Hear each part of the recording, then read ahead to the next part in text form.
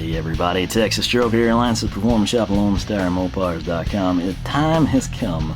We gotta fix the truck. Can't leave it idle anymore. Gotta get it up and running.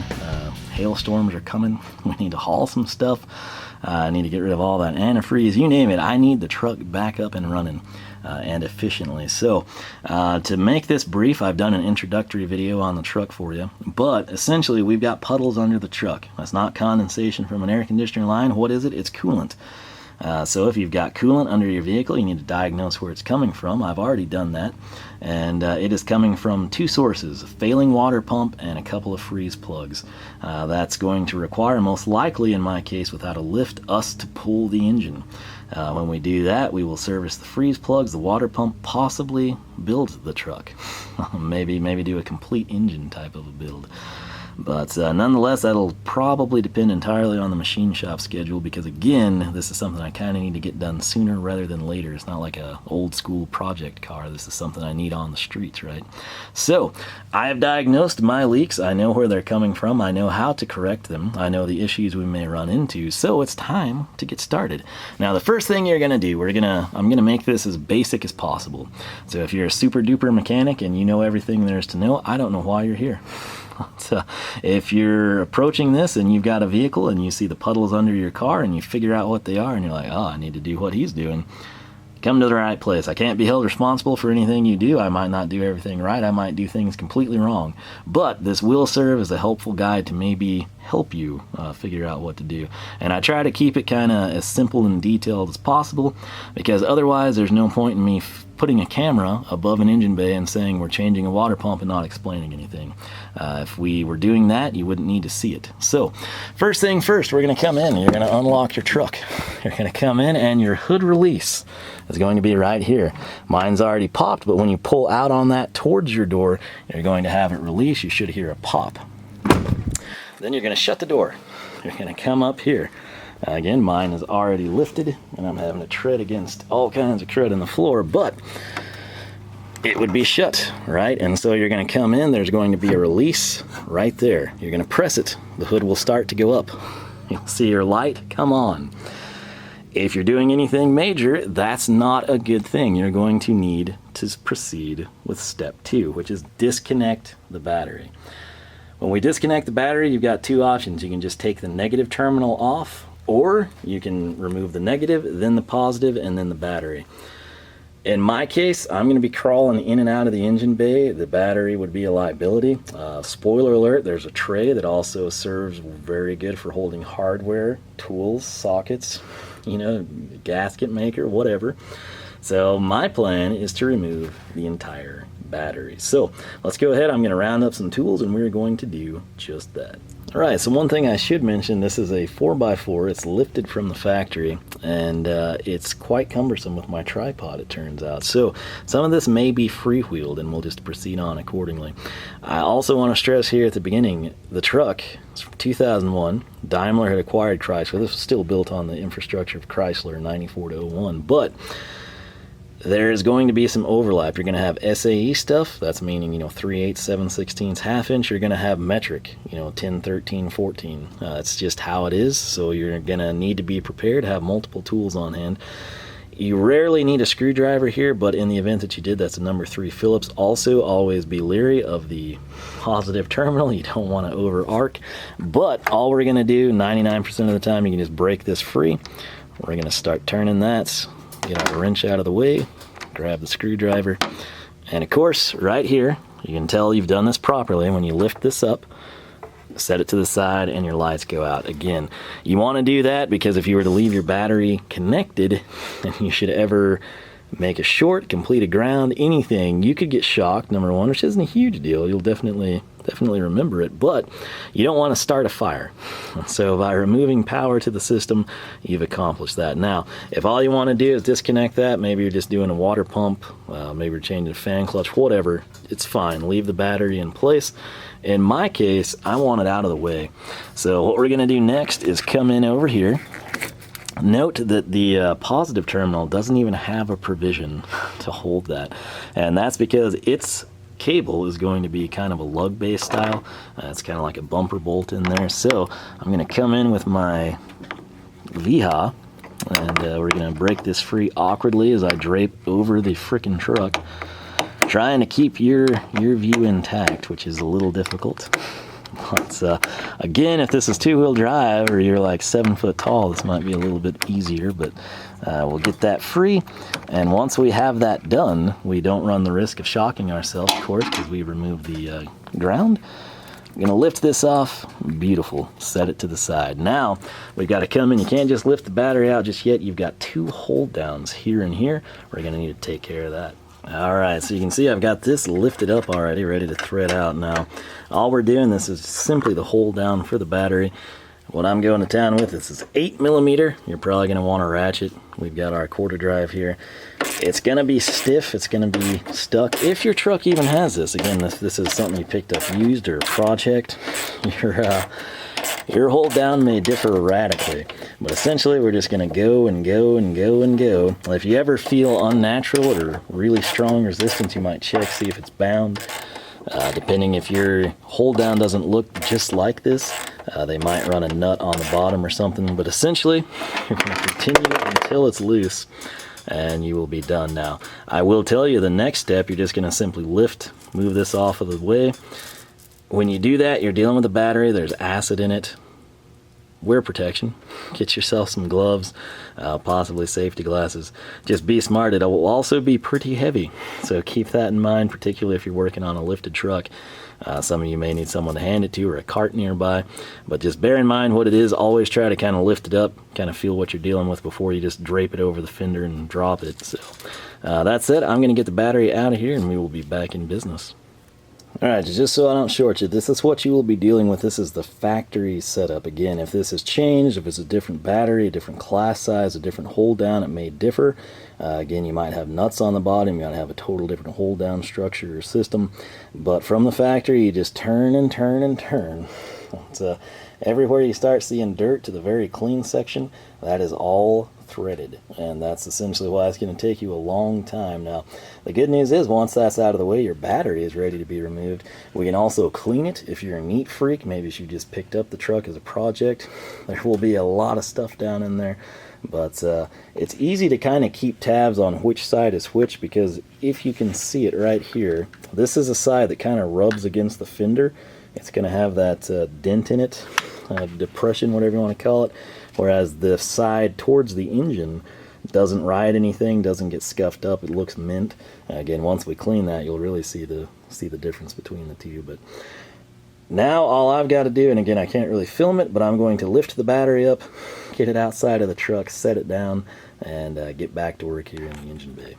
Alright, so there's your first progress point. You've got your battery disconnected. You've also got it removed. You can see just having that out of the way opens up a lot of sight lines, a lot of space, and more importantly, it will allow you to clean that and use it as a tool tray. Case in point, if a little bit ago you heard a wrench fall, well, you totally did. And do you see it? Bet you don't.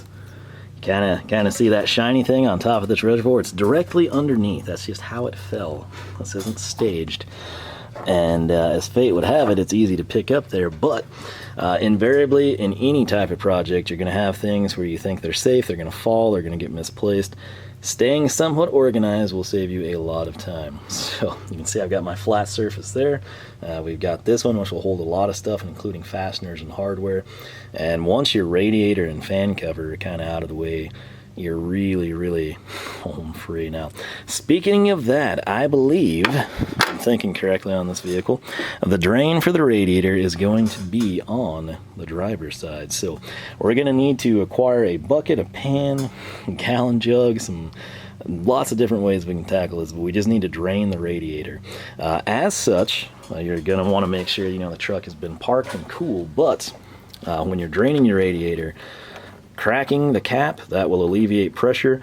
What that's going to do, it's going to drain quicker, which will save you time. But let's go ahead and get under the truck, get set up, and start draining the coolant.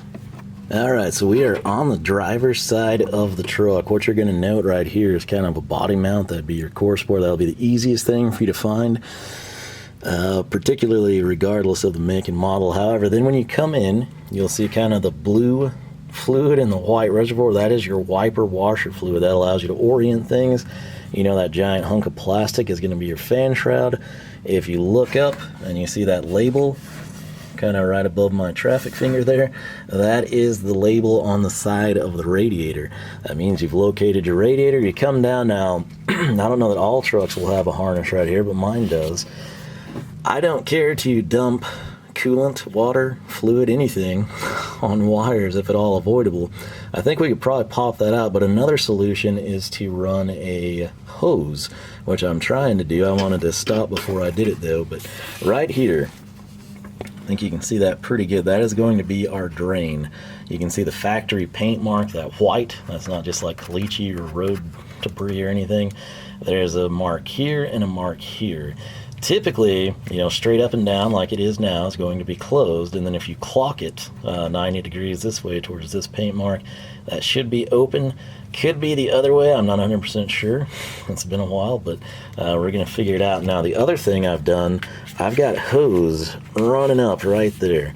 This is 5/16. It might be a little too big. The other stuff I had was too small.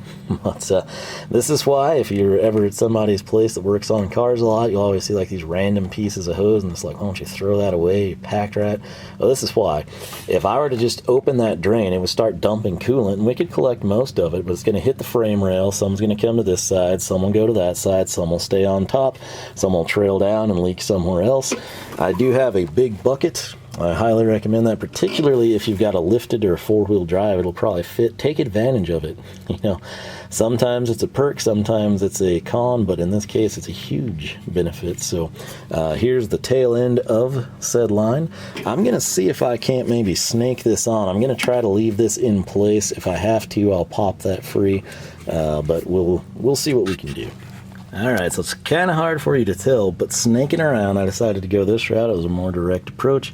One end in the bucket and one end up at the drain. That is 5/16 hose. I'm not sure that it's the right size. You might be able to get by with quarter, but you can certainly slip this over 3/8. You could probably work. Again, that harness is kind of the problem. I'm running under the operation. Most of you aren't going to want to spring that connection free.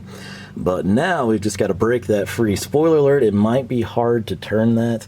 It is plastic. I hate the fact that they take an aluminum radiator and put plastic tanks on the side. I hate that anything that you drain from is plastic.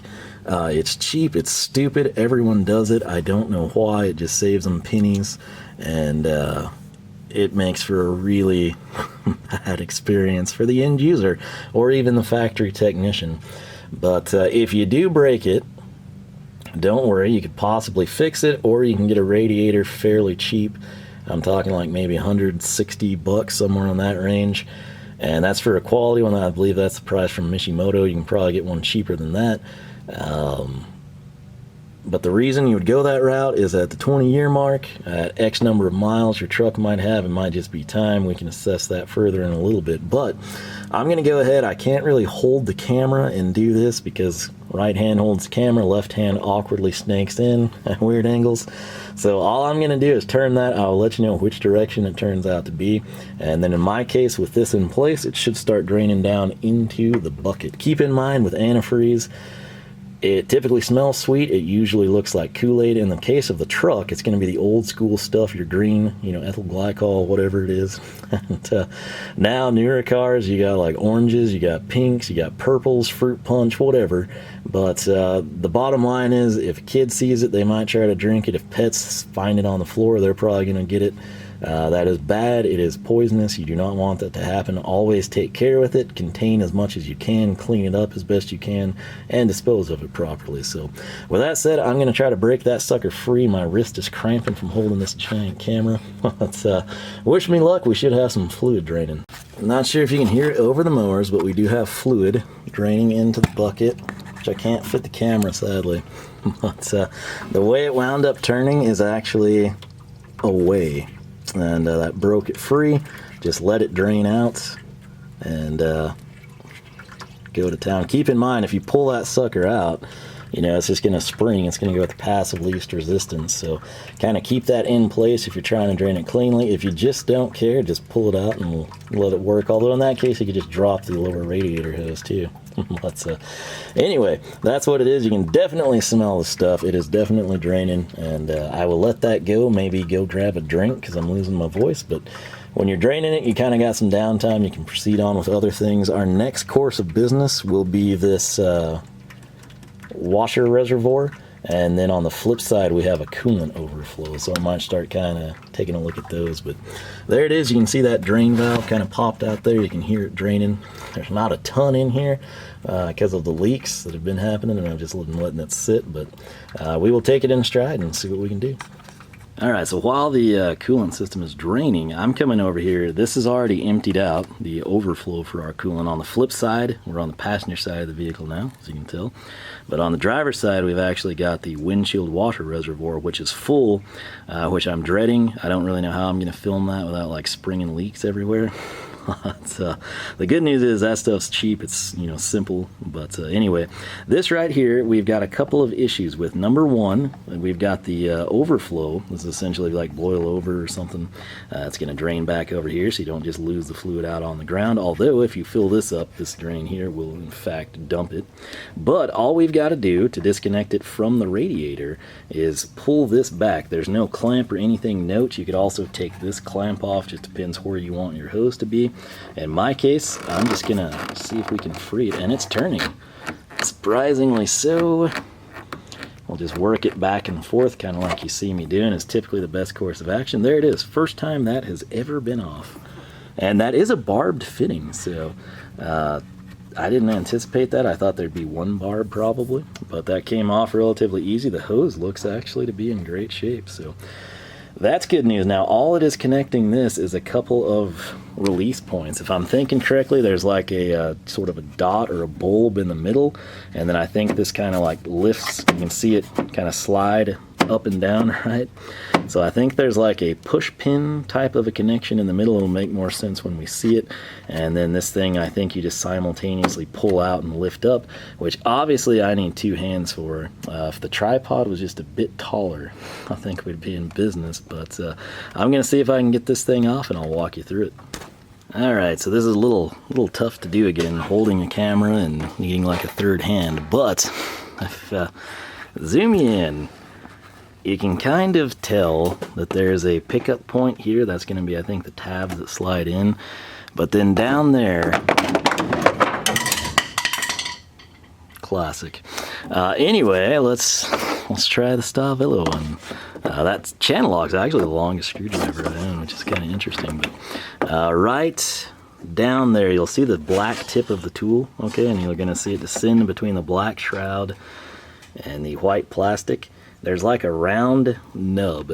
It's not the clip, but it's actually like just a recess. And the trim tool has just not quite got the right contour. That's why the screwdriver is doing a really good job. But I think we need to pop that out and then lift. And in fact, I would have had it had we not have dropped the screwdriver. So I think what I will do is go retrieve my tool, come back, and then I think when you get to see the side of this, you'll kind of understand what you're dealing with, as will I, and then we can kind of take it in stride in future removals. And so just like that, the miracle happened. Again, I retrieved my buddy from down below, made it all the way to the floor. You're concerned about him, he's just fine. This little nub right here is the one I was concerned about, that I could see it's kind of a raised spot on the reservoir.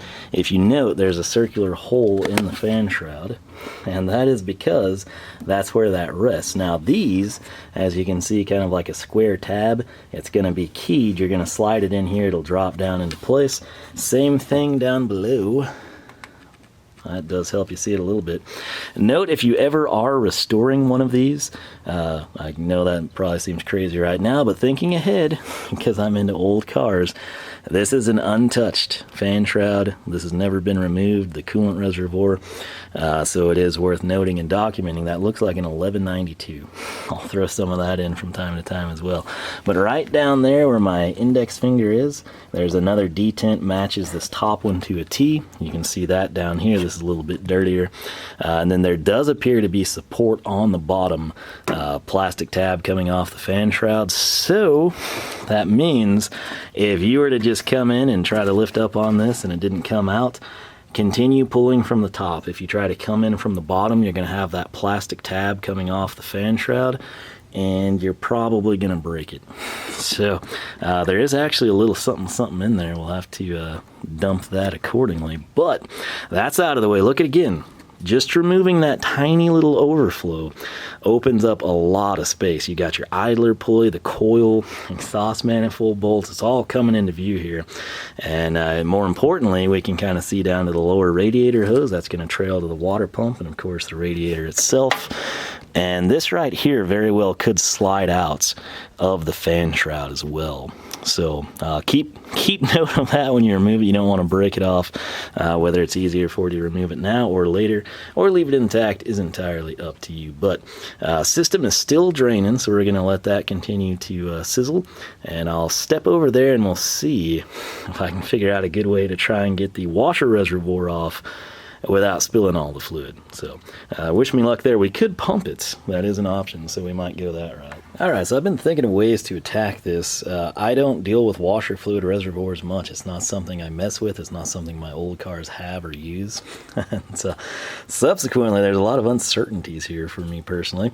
But what I've realized is, one, if you were to take out your wheel well liners, I think you'd have a pretty good line of sight. Two, I think you can get to it better from the top, maybe, particularly if it's not a lifted truck. But the other thing I would advise, I've got 3 work lights running right now. One downstairs that's not on. I've got the Astro I just brought in so you can just see this. And then the under hood light. But as we ascend our step stool here, there are essentially, I believe, 2 connections. You can see the convoluted tubing, which I think you can. I'm going to try to point it out to you. Right there, it's going to be your plastic rib stuff, right? And then there's 2 harnesses that come out. One goes here, one goes there. There's also like a vacuum / washer line with a white stripe. You can't see the tracer from up here. You can from down below.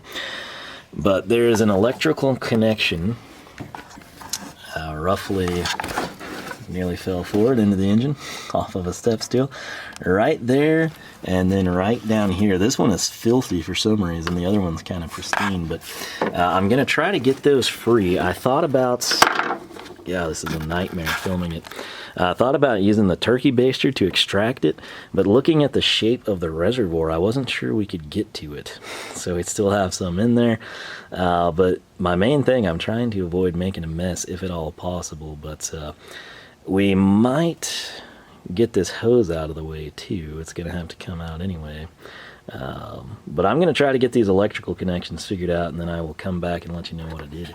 Okay, so these connections are very easy to remove. They're also very easy to identify for reinstallation. The problem is just filming it and conveying that to you. Essentially, there's going to be this round plug that comes out, and you'll see you've got like a Weatherpack connector there. It's got the blue, sort of light blue with the 2 plugs you can see. That goes to this connection. It is your upper connection on the reservoir. This may seem stupid right now, but when you go to reinstall this, and some of you ask the question, this will save you the trouble. They did idiot-proof it though. I say that, but there's always things that happen. Now that filthy one down there, you can see it's sort of like old school. You've got one plug that's coming out sort of parallel to the ground, and then the other one is perpendicular 90 degrees. There's 2 prongs there. You see the one with the hole, again, parallel to the ground, and then there's one on this side that is perpendicular at 90 degrees. Those are our 2 electrical connectors. I should point out, before you go yanking this thing out victoriously, there is a connection. You can see that convoluted tubing run. That's where it snakes around, but right about where the source of the light is pointed, there's going to be a cable tie, and there's a connector, which you could see if you know what you're looking at. So before you go lifting up on this, you're probably going to want to take care of that. I'm assuming, again, I don't deal with these often, which is strange, but I think as soon as we disconnect that line that's underneath the electrical, you can kind of see I'm getting those out of the way for us, that's when we'd start having the liquid come out. So I'll see if I can figure out a good way to handle that. And then keep in mind there is the harness. And let's see here. This is going to open up access to the fan cover bolts on this side. And we may need to go ahead and get this upper radiator hose off. So I think we'll do that and just get it out of our way. All right, so with constant tension clamps, which I actually prefer, I know a lot of people like the ring gear clamps. I don't. These are, in my mind, superior. They maintain constant tension. They don't back off as frequently. If they wear down, you know. If not, they're functional. You're going to need a pair of big pliers, channel lock, something like that. I'm using alligators here. All we got to do, I wish I can keep this in focus for you, is squeeze down. That's going to free it up. That will allow us to rock it back and forth. This has never been off, mind you, so there's a little bit of pressure there. I think that's probably far enough back, but we'll keep going. Trying to get to where we've got a bend in the hose. Right there, we're for sure off of our plastic here, so that will allow me to slide this hose off, get a better look at the tank, be able to lift the tank up and out. I'm assuming it's going to be real similar to our coolant overflow tank, and then like I said, that frees up way more space. We can get the sight line, we can get to the fan cover bolts, everything. So I will shut this off, see if we can work this off. It may, oh my, that's so easy. So many times when you've got a hose, I mean, this is factory stuff. So many times though, you know, that takes some real effort. You're gonna have to come in with picks and everything. That's why they make hose picks. That's why I purchased them. This is just gonna slide right off. I think I can even do it with you here if I don't fall off the stool anyway. Now keep in mind, there is a low point in the hose. So even though your system is drained and you're thinking, okay, flat hose goes down to the thermostat housing, ain't gonna be any liquid in here. No, there is a trough right there, sort of where the factory has that protective braid, and then you come down. That whole thing is a low spot. If you know anything about liquid, it goes to low spots. So if you pull this off and just tuck it down, you're gonna dump fluid all over everything down there. You probably don't want to do that, so carefully slide her back, lift up. You hear that? I think you did, right? Now it's in the block, which we can drain out later, but I'm hoping this is such a ridiculously long hose. It fits beautifully right behind the master cylinder. Now, I will be replacing the hose. Regardless, it's good practice to plug them. Just put like a blue shop rag in it. Something that you'll see, something that you'll, you know, be wary of. But for now, putting it there is going to keep it out of harm's way. It's out of our way, out of our mind. Similarly, it flushes all that down. You could also lift it up if you're so inclined. In fact, we will. Did you hear that? Yeah. And you can just work with this, articulate it however you want to. Just try to get that fluid drained down into the block. So once you're comfortable with that, get it right back over there, tucked in, out of the way. That's secure. So pretty happy with that. That will be gunky, that will be grimy. You might want to wipe that up before you lift your tank off, get your hands all in that mess. But that part went surprisingly smooth. Now all we got to do is try to get this thing off without making a mess. Okay, this is the first real point of frustration, and it's because it's something that should be simple, and it's not. If you look down there and you see that tab coming off of the tank and then the black harness clip going to it, I guess it's just because I can't see it good, but I have run trim tool after trim tool on that, and it just doesn't come free.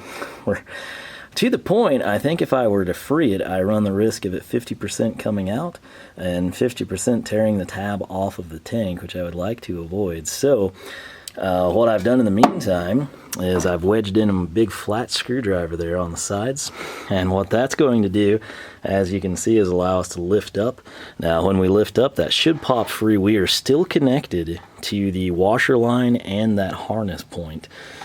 There's a little play in both, so I'm thinking maybe once we just get it lifted up, we'll kind of figure out how we want to attack it. But case in point, if I were to come in right here, we're just coming up already. So I'm going to go ahead and get this out with both hands, and then we'll see how we want to remove everything. Tool of the day, hero of the moment, this little guy. The one that I criticized because it doesn't have a striking cap. That said, I finally was just able to come in, hold the tank up, and just articulate this stupid thing. It's like a devil claw.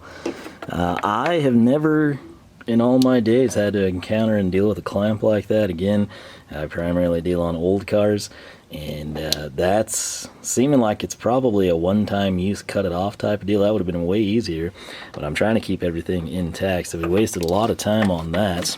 Good news is, get the harness out of the way real quick. We'll also clean that one up, because when I was down low, that thing just kept dropping dirt in my face, and that sucks. But for this one, there's going to be 2 nubs, which this thing gets you real dirty. Whoa, lid came off. You've got 2 holes in the fan shroud right here. That's going to line up with these 2 dots. And then these slots up here you saw, and then of course down there, that bottom tab slides through that plastic slit on the bottom. So what we've got to do is get that hose off. I think with both hands I'll be able to simply pull the hose, cap it with my finger, and then in my case what I've elected to go with is that gallon jug there. Never, in my opinion, reuse your antifreeze unless it's like almost brand new, like you just changed it and there was a leak, simple gasket fix or something. 99% of the time you're just going to want to replace it with new. It might be expensive to you, but it's better for your vehicle in the long run. With washer fluid, I don't really care, because I rarely use it. I find that it's never really cleans the windshield in the sun like I want it to. But again, I think you can see that white tag down there. Let me zoom in on it. See that white thing? It looks like it's got numbers on it. That is going to be our washer hose. And I think I can pull that off, cap it again just using the tip of my finger, and should be able to get that thing up and drained into a reservoir. So you could probably realistically tilt it on its side, like this side down, and I don't think it would leak. I'll actually have to look at that connection point. But we're going to just play it safe, get it drained properly, so I'll be back. Okay, so that went surprisingly well. My glove, you can't tell, but it is saturated. That thing, even with my finger over it was crazy. I guess it's just such a small orifice that has all the weight of the fluid coming out on it. And it was a streamer, that's for sure. But got it plugged up, didn't lose much. That down there is actually antifreeze. The creeper ran into the bucket and knocked the hose loose, which was unfortunate. But hey, minimal mess, easy cleanup. That's a good thing about the coolant, and in particular washer fluid. But over there you can actually see what I'm dealing with, and mainly lost a little bit when I started draining into the gallon, and then we lost some at the end when I thought it was empty and it wasn't. But the good thing is that thing gets me filthy, and it was always right here, and I always keep that really clean. I was always miffed by that. So when we get the fan shroud out, we're gonna really go to town now. We're at a point where we are ready to remove the fan shroud, and the real problem I have is I don't know that it comes off with the fan in place, and I don't think you can take the fan off and get the shroud off, which engineering, you know, I mean, it does a great job, I guess, you know, directing airflow and everything. Kudos for that, but good Lord, I'm not quite sure what they were thinking. We'll figure it out, but I kind of want to highlight this since we have access to it. I believe these are going to be 10 millimeter. I'll correct it later if I'm wrong. I'm trying not to grab the camera off the glove, but right here, that is fan shroud bolt number 1. Again, you can see the 2 tabs here where the tank was tucked in, the 2 circular indentations. Coming down, that bottom tab is actually where it tucked in. The second fan shroud bolt is here. So coming back up to the top, that kind of gives you an idea. They're very easy to locate. Again, I do believe they are 10 millimeter. But check out that space we've opened up. Good stuff, is it not? Coming around over here, dodging puddles and tools and creepers and everything. We've got similar situation here. Right there, you can see it between the Parker line and the line coming off of the radiator. That's going to be the top 10 millimeter bolt for our fan cover, and then going down, we're going to have the bottom one right there. So again, they're very easy to find. I do believe they are 10s. It's getting pretty late. I've not eaten anything. We still haven't had a drink either. Should have brought something with me. But that is the fan. Again, it's going to be a 36 millimeter nut. I believe, don't hold me to this, I think on diesels it was left-hand thread. I think on gas engines, all of them, I want to say right-hand thread, which would mean we would need to turn the wrench towards the camera. You know, driver side, passenger side, whatever you want to call it. So we will see. Could be mistaken there too. We'll figure it out as we get to it. But this is what we've done so far. This might be a stopping point for tonight. I don't know how long the video is. We'll put it together, see what we think. It'll be a multi-part series. Again, it's a little overkill, but if you're going through this, hopefully it helps you out, kind of walks you through some of the processes and obstacles. That clip is asinine, completely asinine on the washer tank. Again, I've never seen one like that. I guess they were fairly common because I see a crud ton of them buttoned up under the truck, so hopefully that's the only one we have to deal with. But again, method of action I found worked best was just pushing it through from the backside, although that's a little difficult to do. Can't wait to clean all of this stuff either. It's kind of the main thing. But anyhow, I might head in, eat, see what all this footage looks like, and then we'll pick up here next time if that's the case. LoneStarMopars.com is the website. I will have this written up. I can't stress this enough. I will have it written up with pictures. That's probably easier than watching the video. To each their own. Some prefer videos, some find that they save a crud ton of time with articles. They can skim right ahead, find what they need, easier than scrubbing a video. But you do you, whatever works best for you, hopefully helps you out. But I'm going to wrap it up here. Again, you can follow along on Facebook, Twitter, and Instagram, all three at Lone Star Mopars. But essentially, we got the battery out of the way. We've moved the upper radiator hose. We've removed the coolant overflow. We have removed the windshield washer reservoir. We've drained the antifreeze, and we haven't made too big of a mess, really. So kudos to us, kudos to you, and we'll be back as we continue on this process.